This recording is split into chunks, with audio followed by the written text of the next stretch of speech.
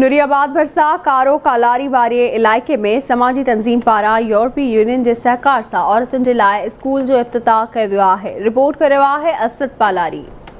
नूरियाबाद के गोठ कारो पालारी में थरदीप सक्सेस प्रोग्राम और यूरोपीय यूनियन के सहकार से बालगान ला लिटरेसी स्कूल जो इफ्तिताह किया वियो। NCHD के chairman retired colonel doctor Amirullah Marwat कयो, जैमें director non formal education Sindh madam Saba Mahmood, CEO Thardeep doctor Allah Nawaz Samo और AC थांगबुला Khan Abdul Qadir Akbalani, district manager Thardeep madam Nasreen यूरोपीय यूनियन चाइका समेत बेन वडे अंग में शिरकत कई। आयल मोजिदीन तकरीब के खिताब कंदे चयो त तैलीम से हर जंग जीते सके थी। कोस्तान अंदर स्कूल में बालगान के तैलीम ॾियारण जा सेंटर पिण कायम कया वेंदा त जीअं मां उनके ज़िंदगी में ईंदड़ रोज़मर्रा जा मसला पिण हल करे सघनि। सिंध से मुझे वैसे भी मोहब्बत है, इधर मैंने सर्विस भी की है और यहाँ के लोग बहुत ज़्यादा पसमानदा है, स्पेशली इस ताल्लुका के तानुबुल्ला खान के।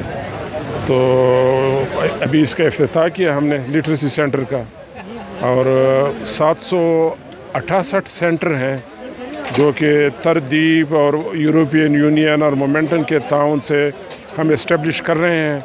और हमें उम्मीद है कि इधर 20,000 से ज़्यादा ख़वातीन जो है इसमें से लिटरेट हो जाएंगे, इनको पढ़ना लिखना आ जाएगा। इनमें असां ॻोठाणियुनि औरतुनि खे जीअं ॿुधायो आहे त 19,000 औरतुनि खे लिटरेट कंदासीं ऐं उनमें बुनियादी जेके न्यूमरेसी जा स्किल आहिनि लिटरेसी जा उहे उन्हनि खे सिखंदियूं।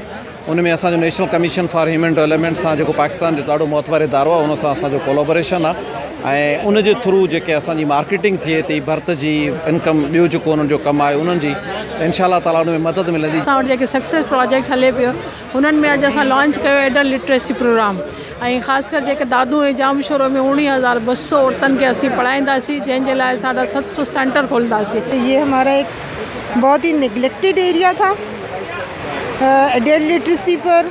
आज जिस तरह से इनाग्रेशन हुई है उसमें सेंटर के अंदर 30 से 40 औरतें बैठी हुई थीं जो कि कभी स्कूल नहीं गई हैं और पहली दफ़ा वो एक कोर्स करने जा रही हैं, जिसके बाद उनको हिसाब और कम से कम अखबार पढ़ना, ख़त लिखना, इस तरह के काम आ जाएंगे। जिस तरह बाकी बुनियादी सहूलतें ज़रूरी है इंसान के लिए, लिटरेसी भी उसी तरह ज़रूरी है और लिटरेसी नहीं होगी तो तरक्की नहीं हो सकती। तो आज एक अच्छे प्रोग्राम का आगाज़, आज पहला सेंटर इफ्तिताह हुआ।